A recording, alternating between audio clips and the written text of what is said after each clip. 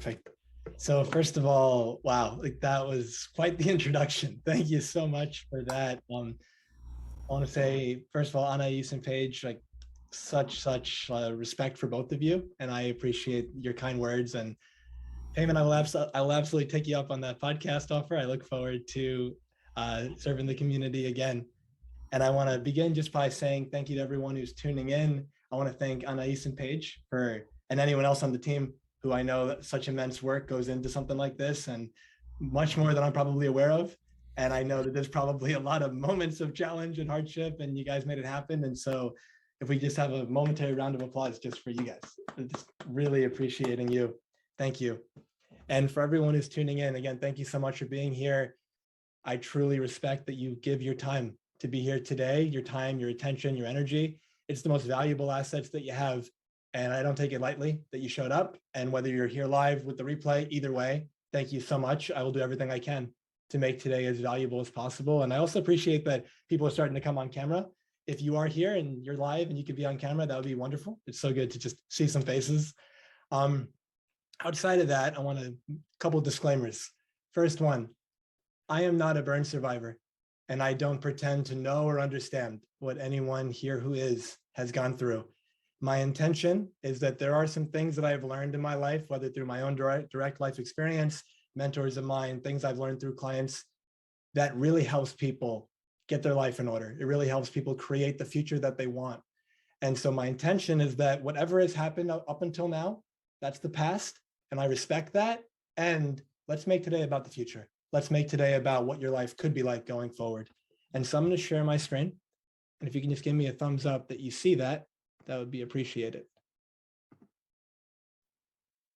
And I'm just going to full screen it. All right. Can you see the full screen? Yes. Perfect. All right.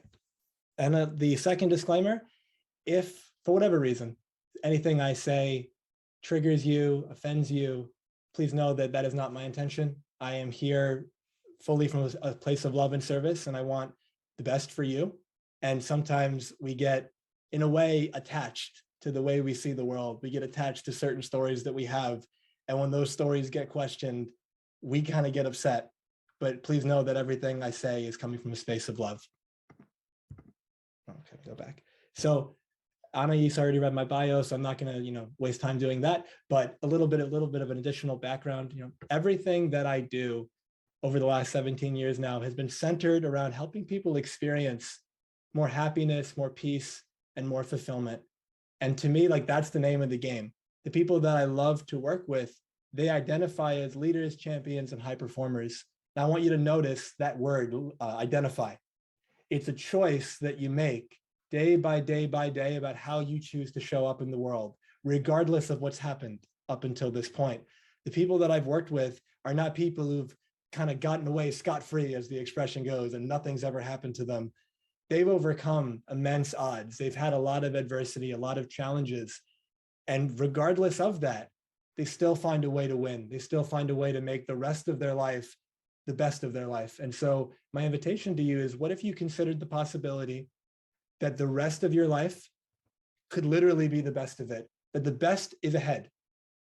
So often we when something's happened, a tragedy, a trauma, a hardship, we might at times fall into this kind of negative thought spiral and think that the future, for whatever reason, is going to be worse. It's maybe this hopeless. We kind of lose that heart. But the invitation again is, what if the future could be better than you could possibly imagine? And so today I'd love to share with you, some strategies, some tools, and some ways of being that I have found help people create that unbeatable mindset that Anais was talking about, so that you can have the lasting success and fulfillment that you're looking for. If you're here live at the end, I'd love to answer any questions that you have. And if it's a recording that you're tuning into, I'll give you a link to contact me at the end, and you can reach out and I can answer any questions that you might have. And so what we're going to cover today, we're going to discuss the power of stories that you create, believe, and live into, as well as how to create new stories and an identity that empowers and serves you towards your goals and dreams. We're going to go over the magic formula for creating anything that you want. And oftentimes people hear that they think, too good to be true. And it's legit, and you're gonna love it. Number 3 is how to overcome the fear of failure and rejection, especially when we've been through some things. And those are the 2 reasons maybe why we hold ourselves back. And then we're gonna go over ways of being that facilitate the formation of an unbeatable mindset. I truly believe that the next hour or so could be the most transformational time period of your life. It's got nothing to do with me. It's if you are here, present, you show up fully, you eliminate distractions, and you really give yourself this gift of 100% presence, whatever is here for you, you'll receive. I believe, things happen for a reason. I believe you showed up here for a reason, and you might not even know why yet, but you will by the end of this. And if you show up and you're present, it's amazing what changes. I want you to imagine if you've ever flown in a plane. There you are sitting there, the plane's about to take off, and they go through kind of that pre-flight checklist, right? And so the flight attendants come out, and what do? They start instructing you how to use a seatbelt. And what do? You say, well, I already know that. Now, you might not even say it, you might think it, you might not even be conscious of it, but what you're doing is you check out. You look at your magazine, your book, your headphones are in, you're talking to your friend, but what you're not doing is paying attention to what they're asking you to pay attention to. Now, what would be different? Halfway through the flight attendant comes out, and the plane's been kind of going through some turbulence, and they say, we're going to crash. And if you pay attention to what I'm about to say in the next 30 seconds or so, you might survive. How would you listen differently from that place? And what would be different? And what you'll find is that what's different is that you'll see your life is on the line. And my invitation to you to consider is that your life is on the line. That there is a future version of you that is absolutely thriving and happy and fulfilled. And that version of you won't exist if you don't do the right things now. And the right things you may be aware of and you may not be aware of. And I think some of that at least will come from this presentation today. And so I ask you to really be present and listen better than you've ever listened before. Give yourself that gift, and let's see what miracles ensue. So to get the most out of today, please take notes. Pen and paper, it increases retention and learning. Review your notes if you want to take it a step further within 48 hours. And if you want to take it a step further, be here with the intention of teaching this to somebody else. 1, 2, 3 kind of nuggets of gold that you go, that was really useful. Share that with somebody. When you do that, you're learning to teach. And when you're learning to teach, it just gets stored so much stronger. Number 2 is remain open-minded. You're going to hear some things today that you've been exposed to before and some things that you haven't been exposed to before, and that's okay. Just take what's useful for you. And finally, play all out. Give 100% of you to the experience. Be here fully. Remove the distractions. Like I said before, if you're here live, please ask any questions during the Q&A that come up for you. And you're going to learn the best when you're having fun. So the more you put in, the more you will get out. So let's dive in. I have here the power of story. Once upon a time. When you think about once upon a time, what comes up? And oftentimes like a fairy tale or childhood stories. And the thing is, stories hold immense power. Stories hold the power to create, and they hold the power to destroy, and everything in between. And, a quote that comes to mind, it says it in the Bible, the power of life and death is in the tongue. So think about stories, let's say, of your favorite sports team. They overcome the odds and they win, and that creates excitement in you. And then there's stories of your greatest adventures, and that brings up aliveness and gratitude, and you think about it, it feels so good. Then there's stories of what you've been through that might, depending on how you look at it, create sadness, or it might create, gratitude also and excitement. And then there's stories of what could have been, and that can create some regret. And then there's stories that are rich in history that we review, and it allows us to go through the process and not have to relive the traumas of the past and learn from it. And so to me, at least, it's clear that stories are powerful, and some stories are so powerful, they directly influence our behavior and the way we see the world. And so this picture is of 2 rock star friends of mine when I was a kid, and maybe they were friends of yours as well at some point. And I want you to think, we have Santa Claus on the right, we have Tooth Fairy on the left, and she's got a tan, And so from this perspective, I want you to think, how many of you deeply believed in one or both of these rock stars? And notice that you didn't just believe in them in the same way that you believed, it might rain tomorrow. You knew with every aspect of your being that they were real. And if neither of these two resonate with you, pick something else that did. But either way, you knew that they were real. You knew that Santa's workshops in the North Pole, reindeers fly, you put the tooth under the pillow, you get the quarter, whatever it is, like that was a fact. It's how life worked. And as what would you say if a friend said to you, I don't know if Santa Claus is real? You'd be like appalled and you'd say, what the hell are you talking about? Of course he's real. I saw him at the mall last year. And you just knew in your heart with every aspect of your being that Santa was real. So these are stories that you believe and tell yourself about other people. So the question now is, what stories do you tell yourself about yourself? Either when you see this picture, you see the cat, and you see this cat's looking in the mirror, and there's a photo of, and you see the lion in the reflection.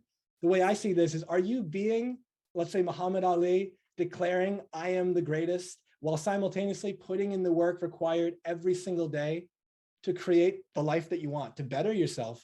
Or on the right here, are you being like the cowardly lion in The Wizard of Oz, who despite being a lion, he acts like a mouse, and he believes he's so much less than what he actually is? What are you speaking into existence? I often tell my clients that language is generative. The words you use to describe your experience, they become your experience. And so do you see and believe who you could be? It reminds me of this quote. I think I'm actually going to reference this later on, but it's coming up now. The oak tree lies in the acorn. I remember hearing Dr. Wayne Dyer say, a seed has treeness in it, and that's where the tree comes from. In the same way, you have greatness in you. It's already there, but if you don't see it, if you don't water it daily, it doesn't grow. And so are you seeing your greatness, or are you doubting who you could possibly be in this world? How you see yourself and who you believe you are will determine how much of that potential that you tap into. Think about, qualities that you might love to embody: confidence, certainty, boldness, playfulness, etc. They only become available to you when you see yourself as you truly are, not as who you've conditioned yourself to see yourself as. These stories of, this is who I am, this is what I'm capable of, and I'm going to get to that in a little bit, and how that holds you back. So if you're telling a story about yourself, I think a really important question to ask is, who am I? Which, is the power of identity. And this is a question that human beings have been asking themselves throughout time, pretty much since our onset. And I believe that I can answer this in one word, and I can answer this in a 50-hour seminar and everything in between. And so for the sake of today, I want you to just get clear. How do I see myself? What stories have I been telling about myself that might limit me? Because I said language is generative. Your experience of life is based on how you language it, how you describe it, because the way you speak is the way you think. And so what levels of success have you not given yourself permission or allowed yourself to reach financially, with your health, with your relationships, with your family, your career in any respect, because of who you think you are? And so there's a distinction I want to share with you, which is the person versus the persona, which is who you are versus who you're pretending to be. At the end of the day, who am I and who are you? You are this moment. You are pure possibility. Everything up until this moment isn't happening anymore. So you are this present moment right now. Who do you choose to be? Who do you decide to be? I remember hearing, I think it was Joe Rogan, it was a video I heard years ago, and it was a fun little thought experiment. He said, let's imagine you got into an accident and you were in a coma, and you woke up and you had amnesia and you didn't know who you were. And then your friend comes by and tells you that you were a Navy SEAL and you were the best of the best, and people were counting on you and you led the team, and it was like you were this powerhouse of an individual. Do you think you would then live and carry yourself differently than if someone told you that you were just like, a librarian and you were quiet all the time and you just didn't really, you were living in fear? No offense to librarians, so just what came to mind in the moment. Obviously, you would live differently. And you physically are the same. It's how you see yourself, and how you see yourself shifts everything. So the real question is, are you committed to your story of the past, of who you've been up until this point? Or are you committed to your success and becoming who you would like to be today? You always have that choice. And so I have here in the title, victim mentality versus creator mentality. And these are two kind of ways of being, places we can come from in the world. And so I want to share a little bit about it with you. From my perspective, When someone identifies as a victim believes that life happens to them. Life is at cause, and they are on the effect side of that equation. And in the victim mentality, whenever there's adversity, it turns into blaming, it turns into despair. There's no peace because there's this mindset that life has it out for me. And we come from that space of in our what's the word? We kind of get defensive and we say, you don't understand, this happened to me and that happened and she did this and he said that. And we come from that why me perspective.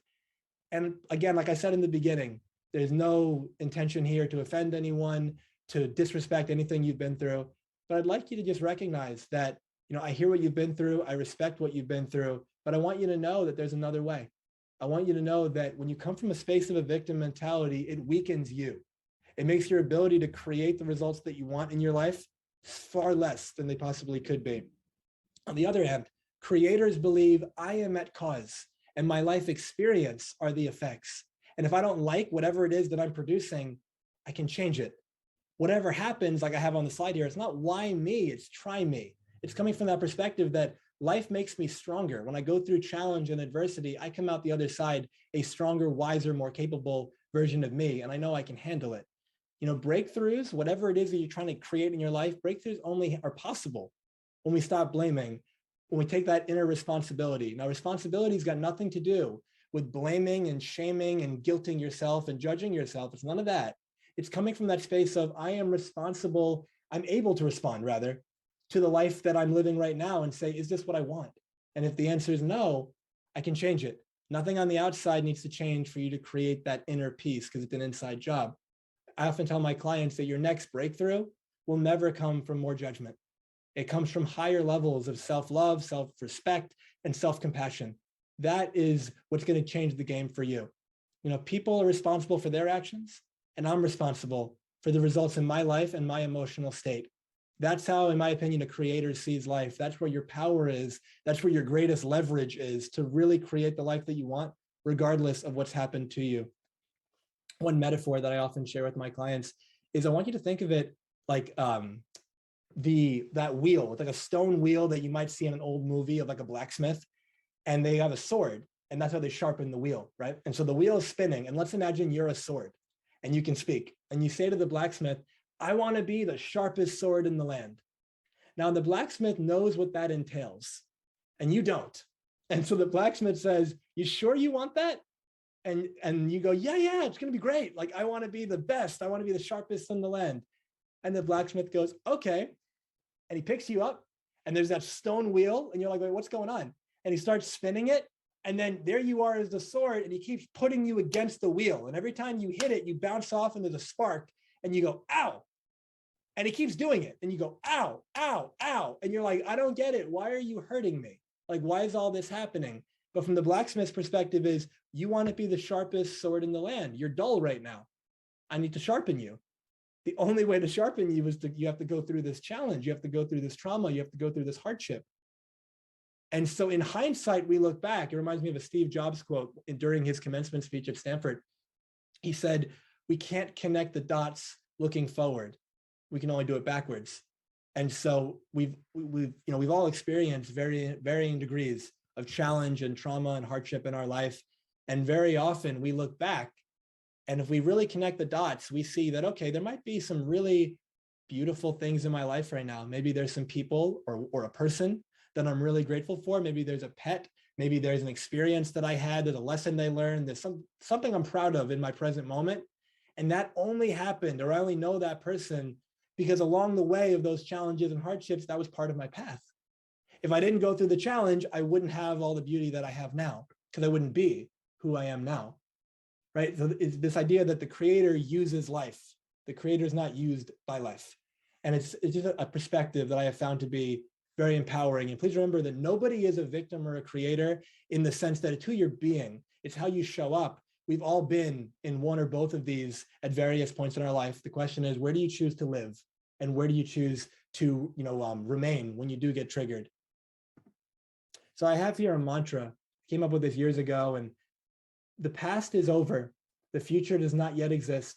I am who I decide to be. All that matters is now.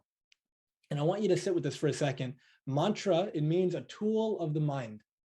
And when you realize the past doesn't equal the future unless you let it, right? I said earlier that there's a beautiful version of you in the future who's fulfilled and thriving and successful, and your life is on the line because the future will equal the past unless you do something radically different in the present.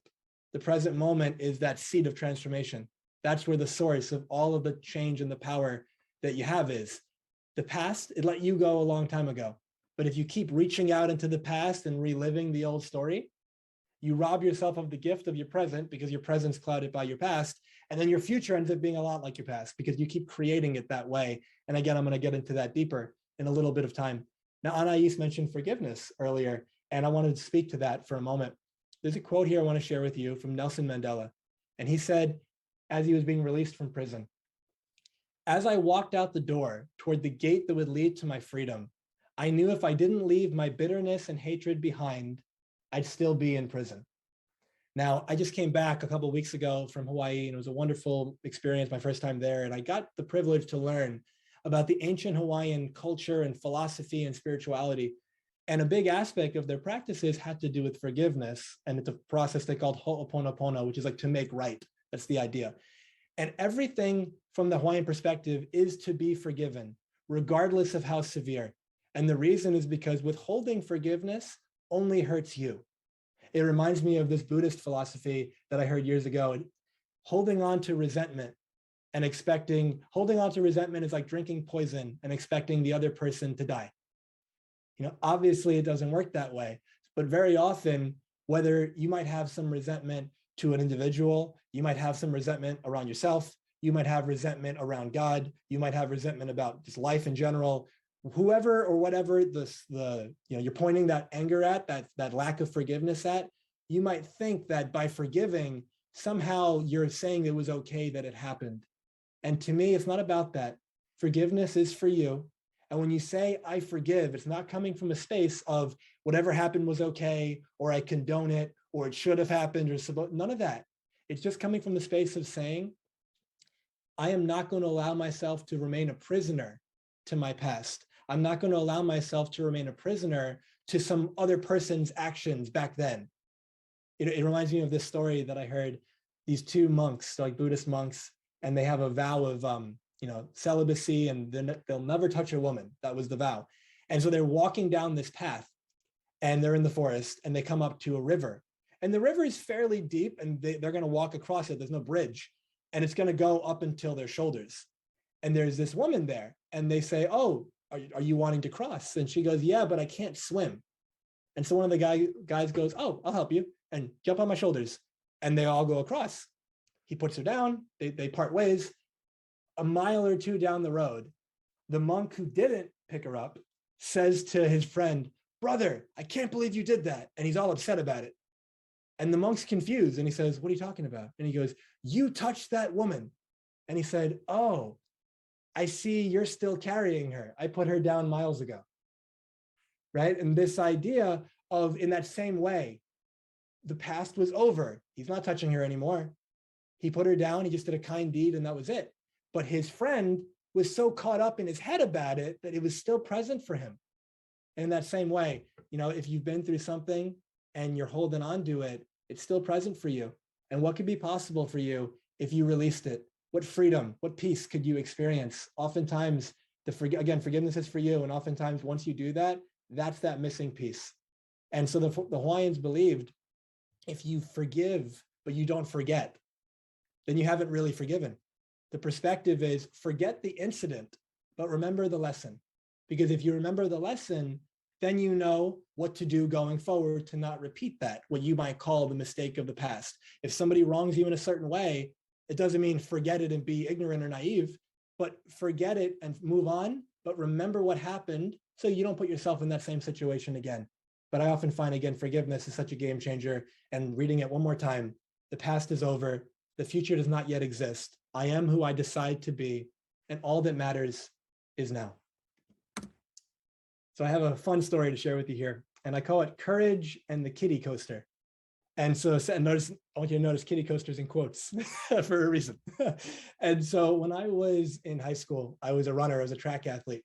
And we went to this, we used to go to Disney World once a year, twice a year to compete. The whole East Coast would go. I'm from New York. And I had never been on a roller coaster in my life. And we had an off day and my friends wanted to go to one of the parks. And we went to this place called Islands of Adventure, which if you've been there, it's like mostly roller coasters. And I just remember they would go on these roller coasters and I would basically hold the bags and I would wait because I'd never been on one and I was terrified. And I came from this headspace of if I get on that thing, I'm going to die. And I had so much fear that I was robbing myself of the fun and the experience. And one ride at a time, I kept watching them with excitement go into it and coming off with laughter and joy on their face and telling me, you sure you don't want to come? You're really like missing out. And I kept making up stories and excuses about why, no, I don't want to do it for these reasons. And eventually it was like, you know what? I'm ruining my own day right now. I'm done with this. Like I'm going on like the next one. And my friend says to me, you know what? I've been here before. They have a coaster. It's like basically a kiddie coaster. We'll take you on that one. It's a great first roller coaster. And I believed him. And given what the entrance to the ride looked like, I probably shouldn't have. And as you can see the picture right here, I probably should have known I was being lied to. And the ride is called Dueling Dragons, if you've heard of it. And I should have known I was being lied to because I was.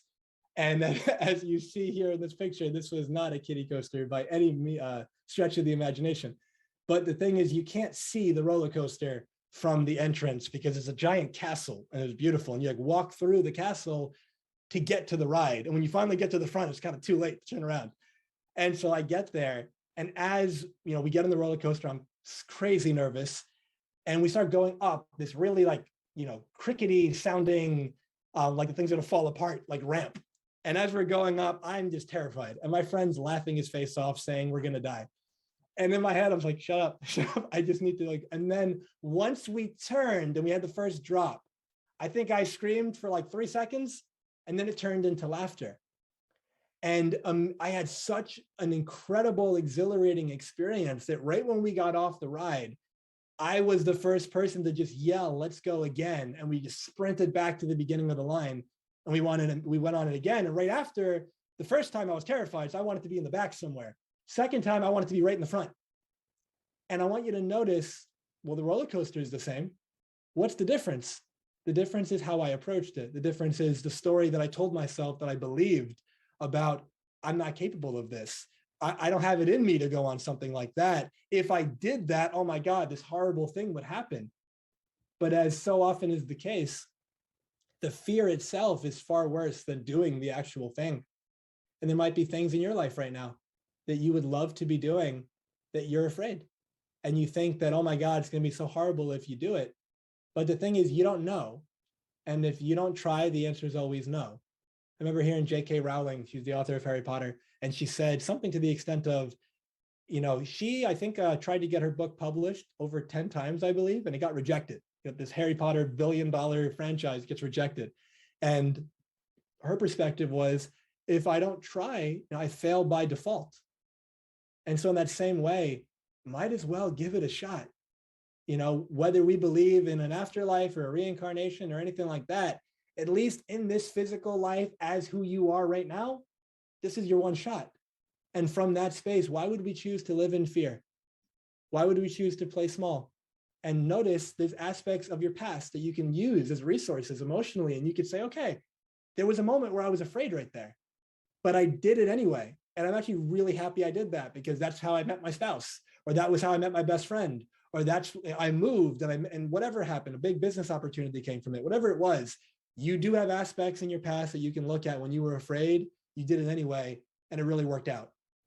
And just because you know that that's possible, what if it could happen right now? And even if it didn't happen, at least you know, versus you're living in this kind of state of fear. And so I call this next slide the inside out nature of reality. To me, this is a 3-step formula that I kind of put together. And it's this idea of this is how the life experience happens. Number 1 is life happens. Whatever the situation, whatever the circumstance, it happens. Number 2, we interpret it. So you make it mean something. And number 3 is we experience our interpretation. This right here is life in a nutshell. This is why you feel everything that you feel and why you have ever felt anything that you've ever felt. Using the story I just shared as an example, my friends are on the roller coaster. I want to be on those too. I want to have fun. My interpretation, well, I'm going to die, or I can't, or I'm not capable. I'm afraid. If I'm afraid, I shouldn't do it. Whatever I tell myself. And then I experience my interpretation. Wow, they're having a lot of fun. What's wrong with me? I feel really bad about myself. Like, what's going on here? Somebody else using, like, from a burn survivor perspective, life happens. I get burned. And depending on the severity of it, maybe I don't like how I look. Maybe there's some other kind of thing that's coming up for me. That's all my thought process. That's all my interpretation. And then I experience that interpretation. There are people who have gone through exactly what you've gone through, and they have found a way to still be successful. They found a way to still create, peace in their mind that doesn't minimize what you've gone through. It's just telling you that there's hope. It tells you that if someone else can do it, you can do it too. And believing that is almost a prerequisite to actually creating it. So when we realize life happens, we interpret it, and then we experience our own interpretation. And the beauty here is that most of us, we forget about step 2. We think that life happens and then we're feeling life. But that's never the case, because emotions don't come from outside of you. Emotions come from inside of you. There's no sadness or joy or anger floating out there that you bang into. You can look outside and go, there's a tree and there's a car and there's a house, but you don't go, there's anger and there's stress. Those don't exist. They're concepts. They only exist in our mind. And so the moment you realize that, you go, hold on a second. I'm feeling something right now that I don't like. And what's going on here? And rather than say, oh, I feel this way because he did that, or I feel this way because that situation happened, or I feel this way because the economy crashed, or I feel this way because of that. That's not why you feel this way. You feel this way because your story about whatever happened. That's where your power is. And the moment you realize that is the moment you go, well, what else could this mean? Imagine it's one thing to say, oh, this person screwed me over. They did it intentionally. Well, that feels a certain way. But what if, well, this person kind of screwed me over, but they were completely oblivious to it and they didn't mean to? Well, that feels completely different. The end result's the same. You kind of got screwed over, but the interpretation will shift from understanding and maybe compassion to anger and resentment, depending on your interpretation. But if you blank out about the interpretation and you just think it's because of what they did, that's living from more of a victim mentality of life is happening to you, versus you taking your power back and creating what you're looking for. And so I just want to share that with you because I feel it's a really useful tool to have. So I have here at the top 3 magic words.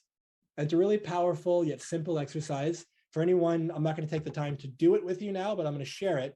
And if you're watching the recording, pause and you can do this. And if you're here live, then write this down and then you can do this on your own. But I'd like you to just imagine that you walk into a very crowded room and there's all of these people and everyone's dressed pretty well and they seem to be like emotional, and you're like, what's going on? But no one seems to be looking at you and no one's answering you. And then you continue to walk and you look up and there's a podium and there's a person speaking and there's a whole long line of people behind them that are about to be speaking as well. And there happens to be a casket to the right of the podium. And you walk up and you look and it's your body is in there. This is your wake. And the people who are online are all about to share what you meant to them. They're going to share what you represented in their life. They're going to share what your life experience was like for them and how you inspired them and all these kind of things. And so my question is, what would you like them to say? What 3 words would really capture that life, a life well lived? For me, when I first thought about this, my 3 words that came to mind were enthusiastic, loving, and transformational. Enthusiasm is one of my top 3 favorite words. It means antetheos or entheos, which is the God within. And when you radiate enthusiastically, you radiate that divine spark that you are, that thing that's the unique you. You radiate that out instead of trying to pretend to be somebody else, which is what most of us do most of the time. And when you're doing that, life just seems to work so much better. The second word, again, was compassionate and loving.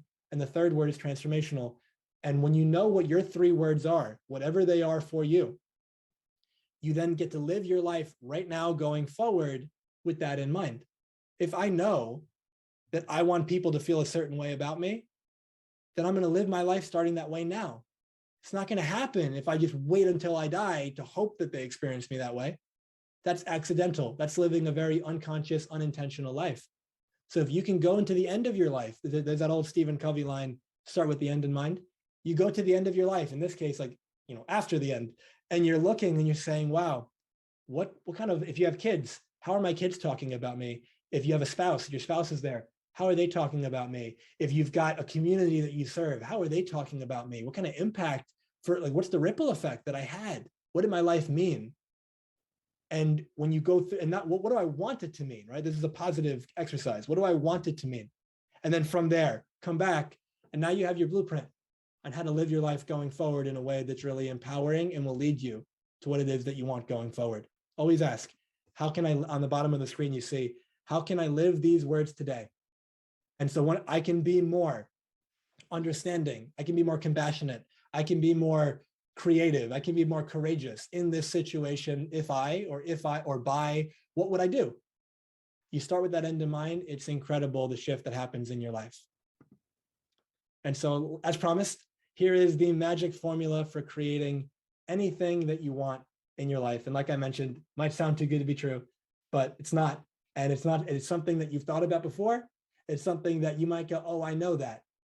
And what I want to share with you is that, with respect, you might think you know it, but unless you live it, unless your life is a representation of it, you embody it, then you don't know it. You just intellectually understand it. And so the answer is get committed. Getting committed is the magic formula for creating everything that you want in life. One of my mentors has a beautiful quote where he says, failure to commit is the high cost of low living. So I want you to think about the difference between being committed to something versus being interested in something. If you're interested in something, the perspective is kind of like, think about, again, language is generative, right? Your language creates your experience of life. So you start saying, yeah, sounds good. If it's easy and comfortable, if I'm not too busy and, if nothing else better comes up along the way, yeah, I might show up. Notice that there is zero commitment in that. You cannot count on that. Now, committed is, I'm doing it, period. It's a very binary yes or no. It's 100% or it's zero. And so notice that, if you do what you say you're going to do, you're probably going to create the life that you want to create. But most of the time, people have all the stories and justifications and excuses for why they're not doing and being the things that they want to be and do. And then that's why they don't have what they want. And so I want you to notice the difference between what I call the language of commitment and the language of hesitation. So I'll use the example of, let's say you called me and you said, hey, Jamil, I know it's last minute. Could you take me to the airport tomorrow morning? And I say, what time? And you go, I need you to be at my house at 6 a.m. so we can make it to the airport on time. And I go, ooh, 6 a.m. I'm gonna, it's been a long day. I'm gonna give it some thought and I'm gonna sleep on it and I'm gonna see how I feel in the morning. And, if I show up, I'll be there. And then we get off the call and maybe you've got a spouse or somebody else in your house and they say, is Jamil taking you to the airport? The best answer you could give is, I don't know. That's the only answer that but what that means is you have to go call somebody else because you couldn't count on me, right? The language of being interested. Maybe I'll try, we'll see if I'm lucky, hopefully, that kind of stuff. But if, let's say, alternate reality, we rewind it and you say, hey, Jamil, can you pick me up? And I say, hey, what time? I have to leave at 6 a.m. And I say, I'll be in front of your house, 5:45. I'll have your favorite drink in the cup holder and I'll get you there early. Now you get off the phone and someone says, is he taking you to the airport? And you go, oh yeah, which means now you don't have to think about it anymore. It's done. You can spend the rest of your night packing, be with your partner, be with your family, have fun, do whatever you want to do, but you checked it off your list and it's done. Because the language of commitment is, yes, you can count on me. It's already done. I've got this. Things like that. And again, notice you have used this language in many times in your life. But right now, there's areas in your life where you don't use that language. And when you don't use that language, you minimize and diminish your ability to create. And so I have here again, whatever you want, raising your level of commitment will get you there. You might say, I want more money. You might say, I want to be fitter. I want to lose weight. I want to put more muscle on. I want to be a better spouse. I want to be this. I want to be that. Great. What's your commitment? Show me on your calendar. Like, what are all the areas that you've blocked out to study finances and to work on your body and to work on communicating with your partner? And like, what's the work you're putting in? Because if it's just a thought, if it's just a wish, then nothing changes. Your life doesn't get to where you want it to be. What's the commitment? I have here, where can you throw your hat over the wall? Short story. John F. Kennedy, when he was a kid, he said, this is a great story. He went to this school that had a uniform, and he was very young, and the uniform had, a hat as part of it. And his mom was one of those moms that said, you better not dirty your uniform. You better not lose any aspect of the uniform. And it was a really big deal. And so he would always walk to school and walk back. And there was this giant wall that he and his friends would always try to climb. And no one's ever able to climb it successfully. And one day his friend goes, I dare you to jump over to get over the wall rather. And he probably was not thinking at this young age the way that I'm about to say it, but the lesson is still there. He looks at the wall, takes his hat, and he throws it over the wall. This perspective that I can't go home without that hat. My mom is going to kill me if I go home without that hat. And so now he's committed. It's not, it would be cool to get over that wall. It's, I have to get over that wall. And so he starts climbing, and then he gets to that point where he always gives up because it's hard. This is the part where like no one gets past this point. But now that's the point where, well, I'm here. I can't turn around. And he's looking, and then he finds a way to get over the wall. In that same way, where can you metaphorically throw your hat over the wall? Where can you commit? Or where can you tell someone you really respect that you don't want them to think less of you? This is my commitment. I promise you I'm going to do this, and I'm going to call you about it at this time. Right? Where can you just put that flag in the ground, draw that line in the sand, whatever metaphor you want? Where can you own it and really commit to it? And it's amazing. Once you do that, your life changes really fast. It's almost that old perspective. Change doesn't take time. Change happens in an instant. What takes time is you getting ready to change. What takes time is the prepping of, I kind of want to do it. I really should do it. And that could be years. And then eventually you go, you know what, I'm going to do it. And then you do it immediately. Change happens in an instant. If you're ready to change, make your commitment and follow through with it. And tomorrow, an hour from now, you would tell me, oh my God, like, I didn't think that was possible. My life has changed already. It sounds so simple and it works. I have here, it all starts as a dream. This is something I was alluding to earlier. The greatest achievement was at first and for a time a dream. The oak sleeps in the acorn. The bird sleeps in the egg. And in the highest vision of the soul, a waking angel stirs. Dreams are the seedlings of reality. That's by James Allen, who's an American philosopher. Now I want you to remember, dreams are beautiful, but remember that without action, it's just a wish, and a wish will not change your life. It reminds me of that, like Walt Disney, a dream is the wish your heart makes. Yeah, but then if you don't back it up with commitment and action, nothing's going to change in your life. So if there's things that you want, let's start choosing it. Let's start stepping into it one day at a time, one step at a time. You don't have to know it all. You don't have to have it all figured out. It reminds me of the Martin Luther King Jr. quote where he says, you don't have to see the whole staircase.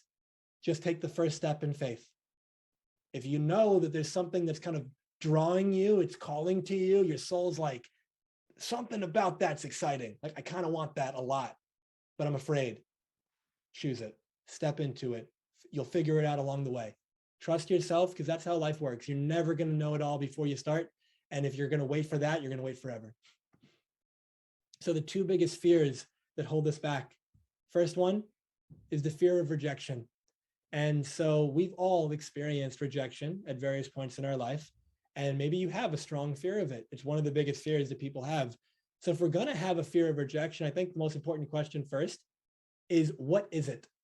And the thing is that, just like I said earlier, you can look out the window and point to a tree or a car, but you can't point to anger or stress. You also can't point to rejection. And it's because rejection doesn't exist. Rejection is a concept. Rejection is the story that you make up about what my no means. Because in reality, all that happened, remember, life happens, We interpret it, we experience our interpretation. Yeah, you offered me something, you asked me to do something with you, whatever the thing was. I said no. Now, no just means no. It doesn't mean I'm a horrible person. It doesn't mean I'm not good enough. It doesn't mean it's never going to happen for me. It doesn't mean all the BS stories that you're making up, with respect. It means no, and that's it. So what happens if, well, it might be no for now. And a week from now, they might want to buy it. They might change their mind. But for right now, it means no. So what if you just went to the next person? What if you made your offer? What if I tried, it didn't work out, right? And I'm going to get to failure in a second, but it's like I tried and it didn't work out. It doesn't mean anything beyond what you make it mean.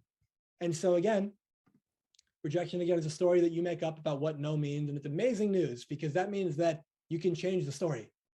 And you can say, wow, I wasn't rejected. I made an offer in whatever the capacity. They're free to say yes or no. They said no. Great. Let me go find somebody else. Like, that's all it means. When you're afraid of rejection, you're just afraid of the story that you're telling yourself. And the second is the fear of failure. And just like rejection, failure is a concept. It's not real. Anais mentioned earlier, I'm an NLP practitioner, amongst other things. And NLP stands for neuro-linguistic programming. Think of it kind of like the study or the science of how the mind works, how you create experience in your life. And when it comes to failure, one of the tenets of NLP is there is no failure, there's only feedback. And it's this idea that, again, I did something, I got a result. You always get a result. It might not be the result you wanted, but you always get a result. So you sit there and say, okay, so I did this, and this is the result that I got. Is that what I wanted? And if the answer is yes, great, do more of it, keep going. If the answer is no, you take that step back and you come from that creator ownership space. How did I create that result? Oh, I did this, I didn't do that. Okay, what will I do differently? I'll do it this way this time. And then you keep course correcting. You might get further along on the next try, but you still might not get what you want, still produce the result. And you keep repeating that process until you get it. That's how life is. But when we're stuck in the concept land of rejection and failure, you're afraid of a story, you're afraid of a shadow, you're afraid of a ghost, and it's not real. And that's holding you back. And so something really to be with. You only fail when you say you failed. Other than that, you tried, you got a result. Think about like a scientist. A scientist does an experiment. They don't say, I failed. They say, oh, wow, new data. Like, how interesting. I did this and that happened. Let me write some notes about that. Same thing in your life. Oh, wow, I communicated with my spouse in this way. That was the result. Wow, I didn't go to the gym and I ate poorly for 40 years and this was the result. Wow, this is how I spend my money and manage it. That's the result. Great. And if I don't like it, I have the new awareness to do something about it. So something to really be with. Again, this is not an exhaustive conversation because I'm with you for a short period of time. This is more just planting some seeds. And so I have here, as we get close to wrapping up, 2 ways to create the future.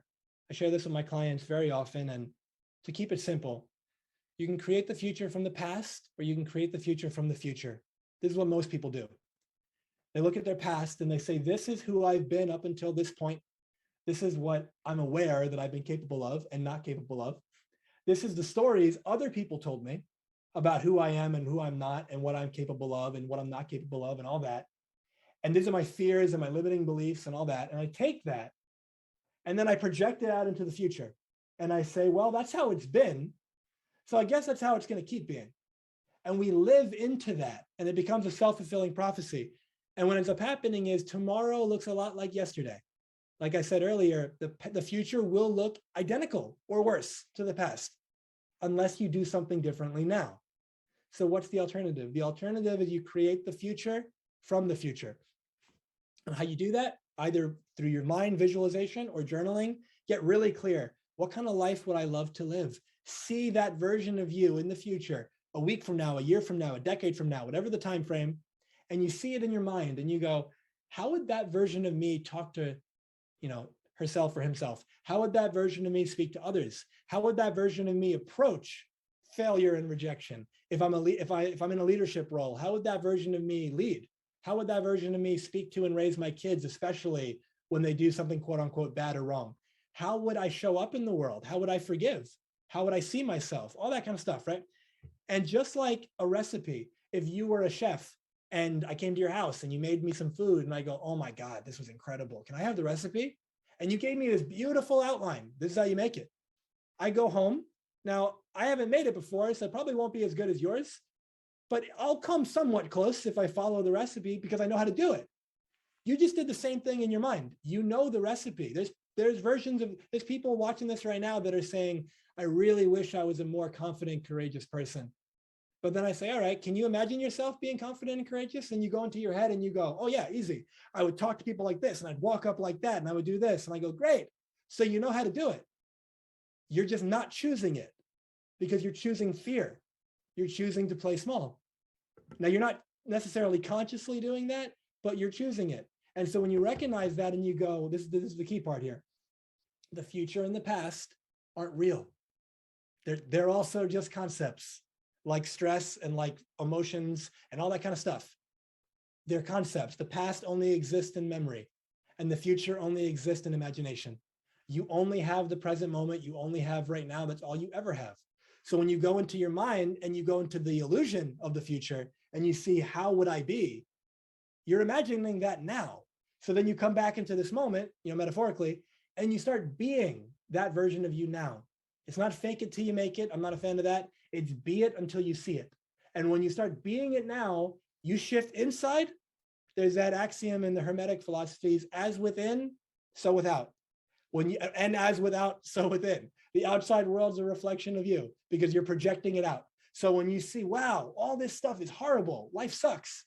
Well, somebody else is going, wow, life is incredible. It's amazing. It's a miracle. Well, just like the roller coaster was always the roller coaster, well, life is life. How are we having such different experiences of it? Our interpretation. So when you come from that headspace of, I'm going to be that version of me now that I want to be to any degree that I can. Maybe I'm not going to choose to be as bold and courageous as that version of me in the future immediately, but I'm going to do something bold and courageous. And that one step is the first step on the staircase. Fast forward a month, a year, 10 years from now, you will be that version of you.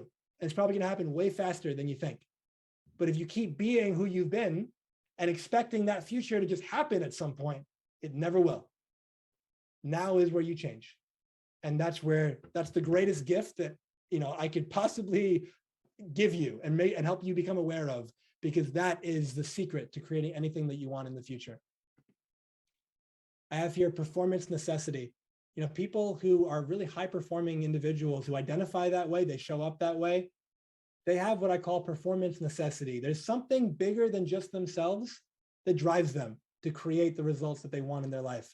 And so I have here, first and foremost, when you lose your motivation, you've lost connection to why you're doing it.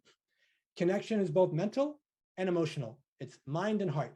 And if you come from the space of, I could ask you right now, why do you do what you do? And you could give me a pretty great answer that might have just been mentally rehearsed because you said it a million times, but there was no oomph behind it. There was no heart. There was no emotion. You didn't get emotional telling this or that or that. Like the heart wasn't there. That's why you lost your motivation, because it's just like a thought now. But when you reconnect to how your life would change, how other people's life would benefit, which I'll get to in a second, the heart gets reactivated and that motivation comes flying right back. Why are you doing this in the first place? And I have here again, you elevate it by asking yourself, who else is counting on me? How will their life improve when I succeed? Why do I, quote unquote, have to succeed, right? From that headspace, people are willing to do, in general, more for the people they care about than they're willing to do just for themselves. So paint that picture of how everybody's going to win. And it makes it so much easier to, blow through any hesitation, nervousness, block that you might be feeling and create that life that you want. So I have here a couple questions I want to share with you. You can reflect on these. I call them questions for progressive mastery. Earlier when I said, there's no failure, there's feedback. You do something, you get a result. So how do you keep getting better? This is what you do. You do it, and then you reflect on it. Number one, what went well? Whatever you appreciate appreciates, like a flower or a garden. You water, it grows. If you don't water it, it withers and it dies. So let's water what you want more of. So what went well? And you go, wow, I did this great, I did this great, I did this great. Even if it was a train wreck, I showed up. That's great. It's like, what did you do? And then the second, what could have been better? Please notice the question is very intentional. Not, where did I suck? We're not asking that. what went well, and then what could have been better. So it's like, you know what? I showed up, I prepared pretty well, and like, I did a decent job. What could have been better? I started preparing a week before, probably should have started 2 weeks before. I ate something that didn't agree with my stomach before I went in. Next time I'll fast, something like that. That's more empowering, and you know what to do next time. Number 3, what did you learn? And number 4, based on what you learned, what will you do differently next time? When you take these 4 questions and you just use them, you spiral upwards and you just keep getting better and better and better. This is how you go through, let's say, that staircase, how you keep having no failure, just feedback, and you get to where you're going. So I have here what I call the macro vision versus the micro process.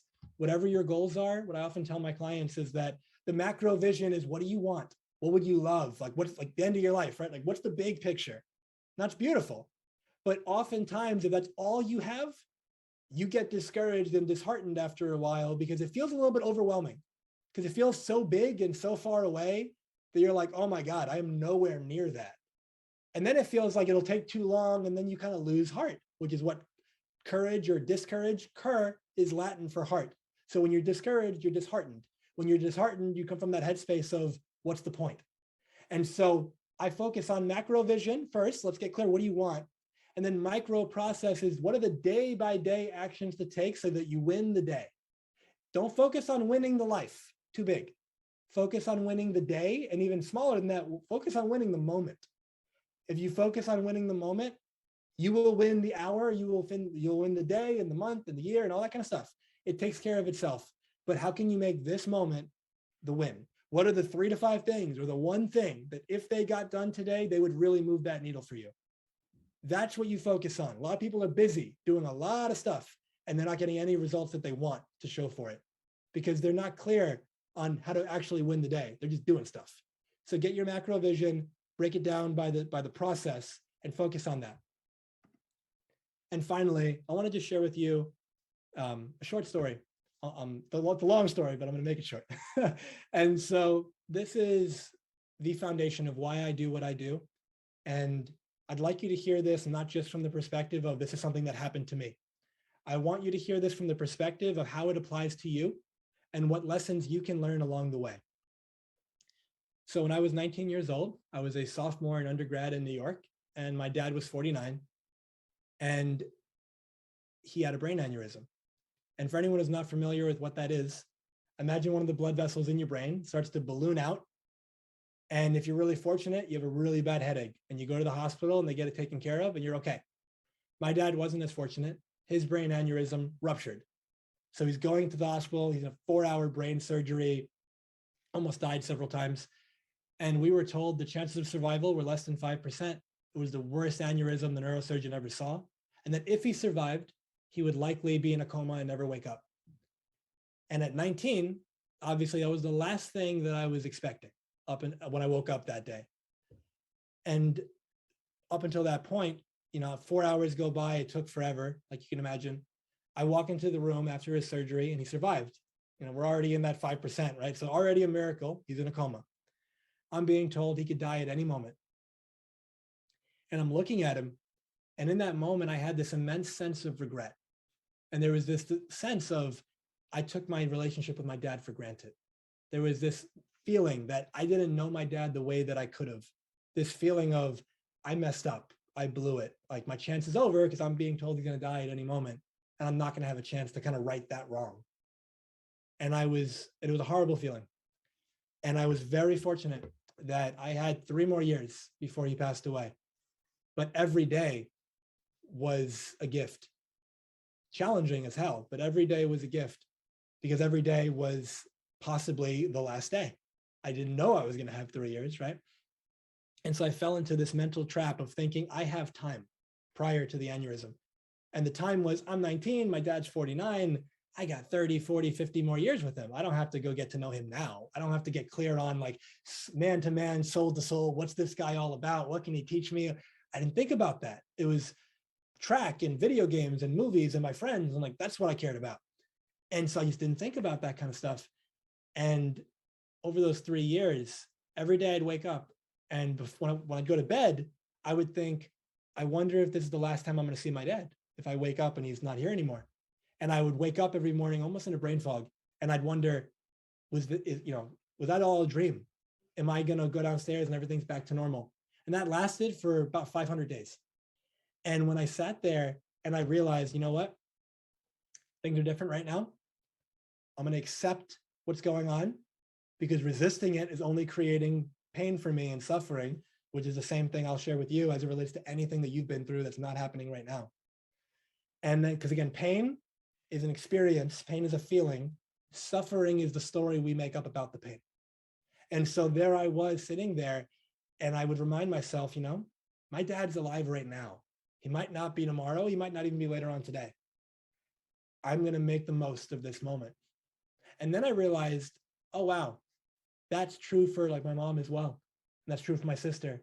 That's true about me. Like I could die right now too. That's true for every other person that I meet along my journey. And in those 3 years that I was taking care of my dad, it took several years off to be one of his primary caregivers. And 2 of my cousins passed away. One was 20, one was 21.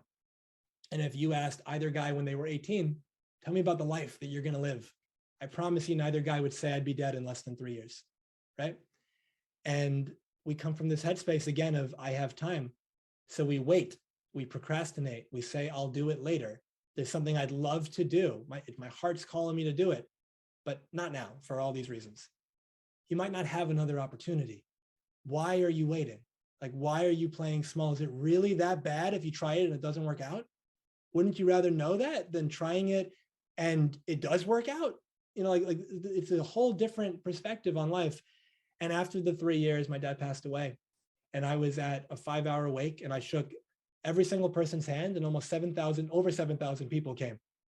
And almost everyone said, your dad saved my life. My dad was a family practice physician, and the people that showed up, every kind of culture, color, religion, dress, everything, age, and people all had something in common. Here's a man they immensely loved and respected, and he made them, light up, and they wanted to pay their respects. And in that moment, not only was I humbled by the impact that he had, but I also felt a knowing, like an aha moment, that I'd been playing small, that I cared way too much about what other people thought about me. And because about that, I was afraid of rejection because I believed it was real. And because I was afraid of it, I played small. I said, enthusiasm is that God within.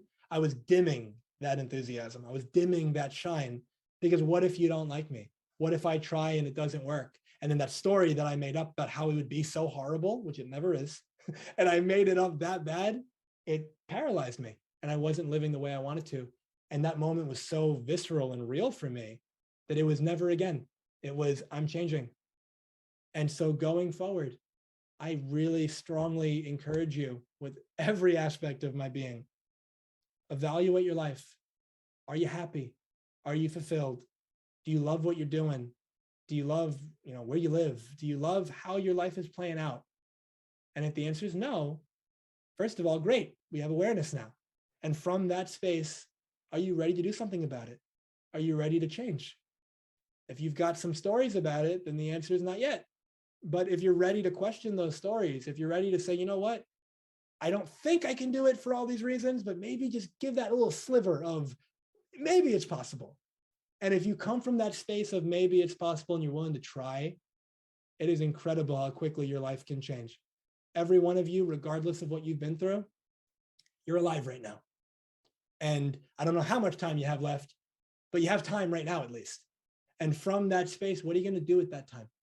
How are you going to spend, there's that quote, I think it's Oliver Wendell Holmes, but regardless, the idea is, what will you do with your one wild and crazy life? It's like, what are you going to do day by day? I have people that I speak to sometimes who are family and others, and I might say to them, I haven't seen you in like 8 months. How are you doing? What's going on in your world? And very often the answer I get is, oh, same shit, different day.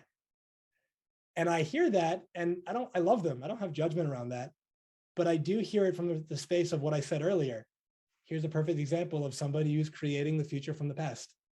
It's same shit, different day, because you're acting the same that you did yesterday. You're doing the same stuff you did yesterday. Life isn't boring, you're being boring. And when you recognize that, you can change. And so as we wrap up here, some questions to consider. What's something you've been putting off that you know will improve the quality of your life once you do it? What are you struggling with that if you solved would dramatically improve your levels of happiness and success? What goals and dreams would you like support accomplishing faster and more efficiently? And what's the first step you can take today to begin creating your desired future? There's an action you can take. There's someone you can reach out to. There's something that you know you've been meaning to do for a long time and you haven't been doing it. There's an apology you want to make.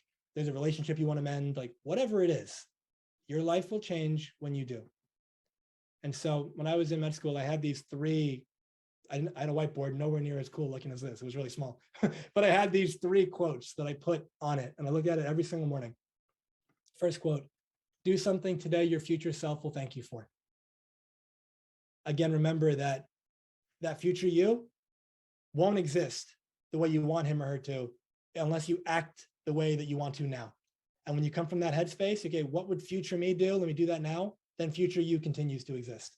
Number two, be the reason someone smiles today. Life and business are relationship games.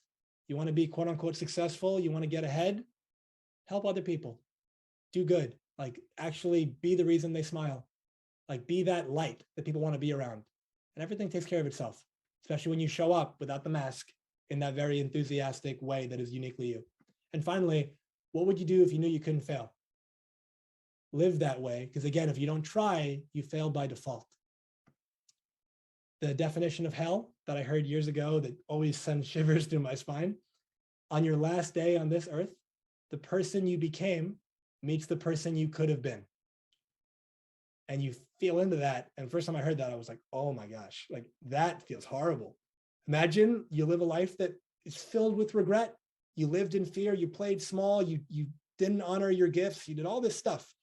And you're looking back with a shoulda, woulda, coulda, feeling like it's too late for me, all that. And then you see this shining exemplar of like the best of life has to offer, and it's you.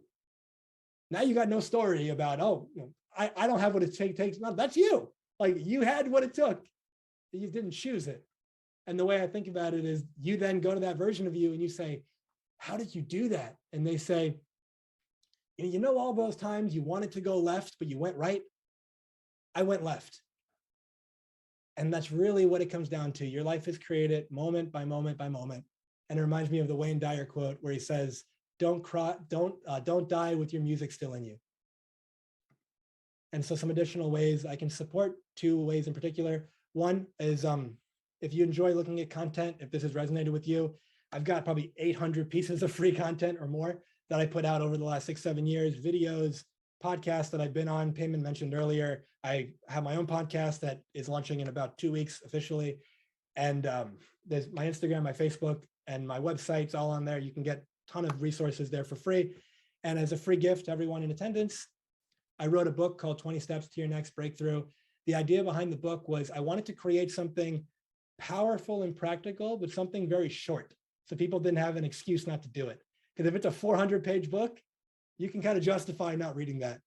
If it's a 70-page book and each chapter is 1 or 3 pages, you can read the whole thing in under an hour, or you can read one a day, however you choose your own adventure, right? But you can do that. And I know it'll serve. And especially if you're feeling stuck right now, the book's not the end all be all. It's kind of like step one, but it's step one from the perspective of if you're feeling stuck, it will get you into momentum if you act on it, right? That's the key. And so I'll put a link in the chat in a moment for the book, as well as just to connect on social media and everything. So one day or day one. One day is coming from that space of someday. Someday is not on the calendar. It doesn't exist. It's never going to happen. But if today's day one, then your life can change immensely starting right now. Everything that you want is possible, but you got to choose it. You can have anything that you want, but you really got to want it. You got to come from that space of commitment, and you got to really tell yourself, I am going to be different. You are not the same person you were when we started this call. Something inside has shifted, and you get to decide now, do I want to keep living the way that I've been living? And if the answer is no, please, please, please do something about that. Thank you all so much.